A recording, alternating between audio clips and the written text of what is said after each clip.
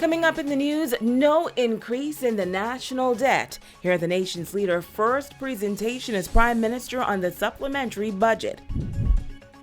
Also, the new doctor's hospital set to offer oncology services. And a late-night shooting claiming the life of one man while leaving another injured. The Bahamas Tonight, the Northern Edition, starts now. This is the Bahamas Tonight, Northern Edition.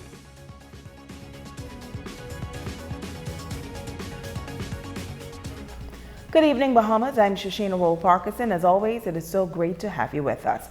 Topping the news tonight, the nation's leader presenting a supplementary budget in the House of Assembly this morning, marking the start of the new government's agenda.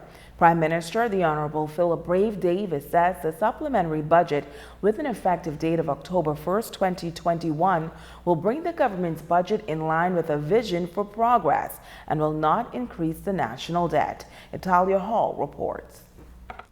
The nation's leader, Prime Minister, the Honorable Philip Brave Davis, says the supplementary budget statement titled Building the Foundation for a New Direction is designed to put the Bahamas on the path to change and progress.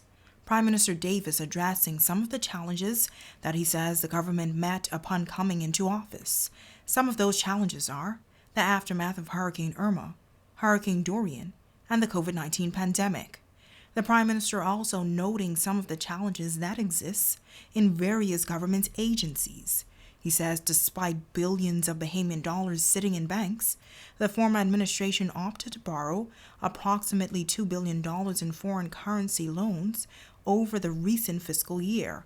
He says as a part of the government's effort to guide the nation back to fiscal stability, a private sector debt advisory committee has been formed to advise the Ministry of Finance on the nation's debt strategy. The committee will be chaired by Mr. James Smith, the former Minister of State for Finance. And that committee will comprise of representatives from domestic as well as international financial institutions based in the Bahamas. To assist the work of the committee, the government will engage an independent international debt advisory firm. Prime Minister Davis says, as Minister of Finance, he requested a full accounting of the government's fiscal position, and a renowned accounting firm has been reviewing the information provided by the Ministry of Finance with respect to liabilities of the government as of September 30th. There is a $1 billion difference between the numbers provided by the previous administration prior to the election and that's the truth.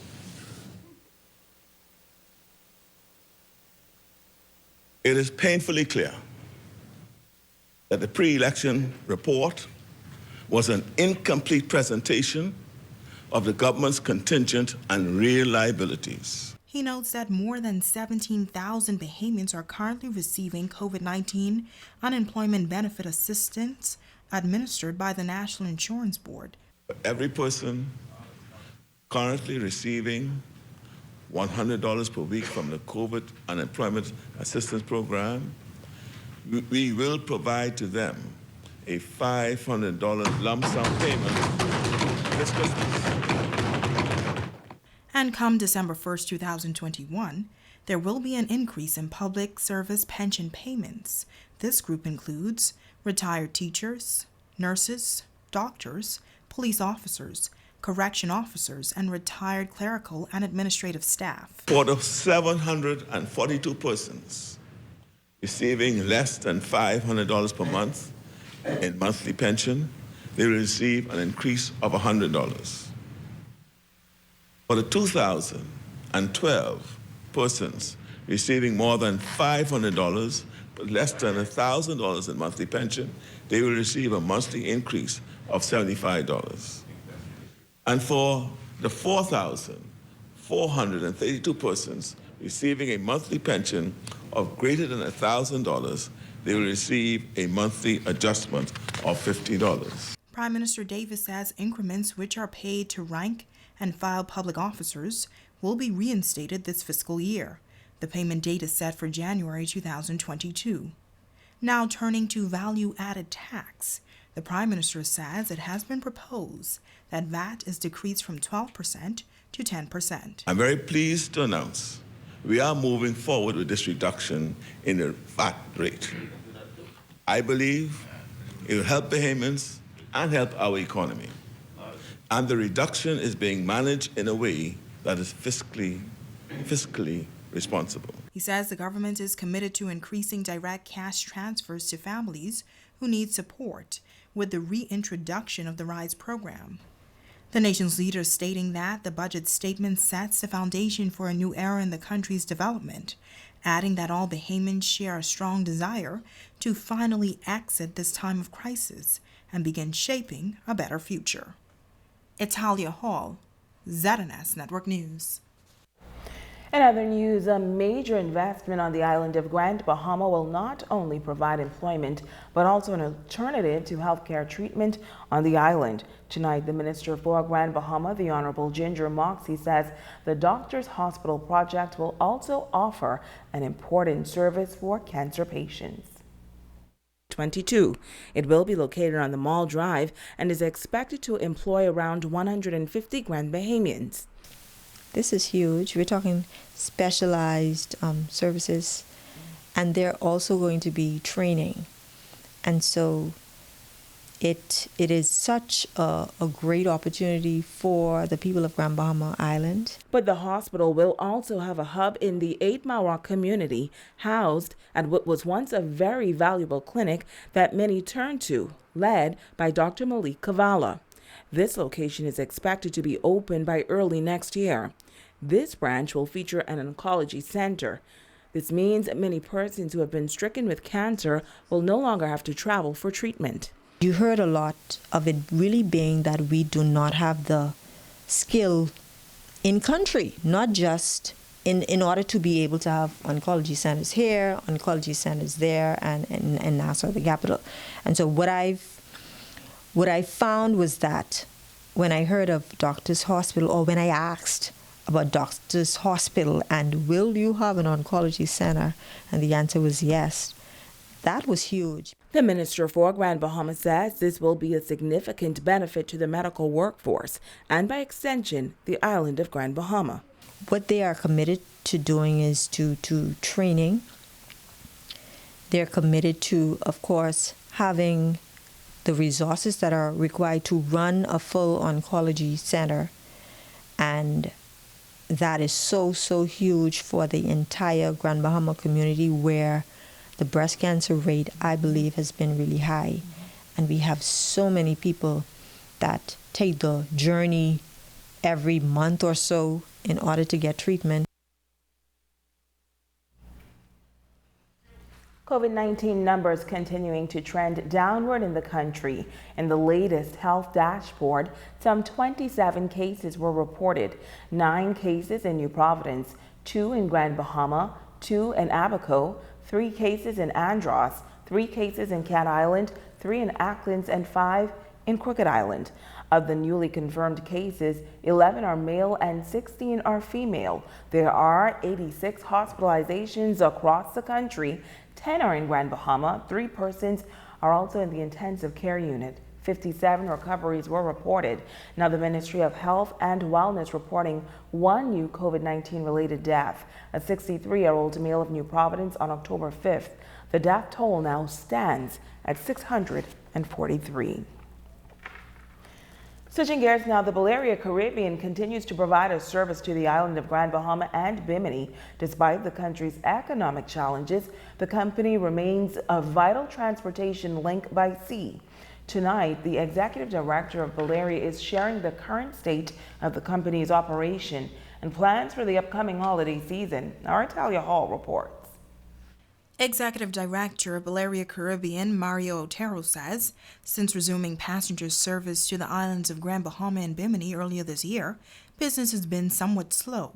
But he admits that the summer season went better than expected. That was a great sign. And now during fall and winter, we are back to the slow numbers. So right now we are performing 2 sailings a week. Those two sailings are being very slow. Moving forward, we will increase with one extra sailing for the Thanksgiving week. We are expecting that we will have some better numbers for that season, and also for Christmas season. He says additional days will be added if there are more bookings for the holiday season. We are departing. We are sailing Tuesdays and Fridays. Mm-hmm. And in the Thanksgiving week, we will have Tuesday, Thursday, and Saturday. For Bimini, we are sailing Wednesdays, Fridays, and Sundays. And as for 2022, he says the company is expecting great numbers. Increasing sailings. We are ready to increase our sailings to the Bahamas, and hopefully, in the future, I do not know exactly when, but we are in the position that if there is a necessity to increase our fleet in the Bahamas, we are ready to increase our fleet in the Bahamas as soon as the market, it makes sense for us to have that. So I trust on this service, and the company trusts on Freeport, on Grand Bahama, and the Bahamas in general, and we are looking forward to better years to come. Now, according to Otero, the new vaccination travel policy does not apply to sea passengers, so it is business as usual for Balearia Caribbean. Italia Hall, ZNS Network News. Police on Grand Bahama are investigating a homicide that occurred overnight in the 8 Mile Walk community. According to Assistant Superintendent of Police Stephen Roll, shortly after 10:30 p.m., Police Control Room received reports of a shooting incident at a business establishment situated in Pinedale. Upon the officer's arrival, initial investigation revealed that 2 adult males were standing in front of the business establishment when they were approached by a lone gunman who produced a firearm and fired shots in their direction. As a result, both males received injuries about the body. EMS later attended the scene and pronounced one of the male lifeless. The other male was transported to Tehran Memorial Hospital, where he is listed in serious but stable condition. An adult male is in police custody assisting with this investigation. However, ASP Roll is seeking the public's further assistance in resolving this matter. The police are looking at all avenues in this investigation, and if there are CCTVs in this area, they will be analyzing those equipments to see how best they could solve this matter tonight. I want to urge members of the public to come forward with information that they may have regarding this incident tonight. They may contact the police at 919-911 or the Criminal Investigation Department at 350-3106, 350-3109. Stay with us. We'll be back right after this.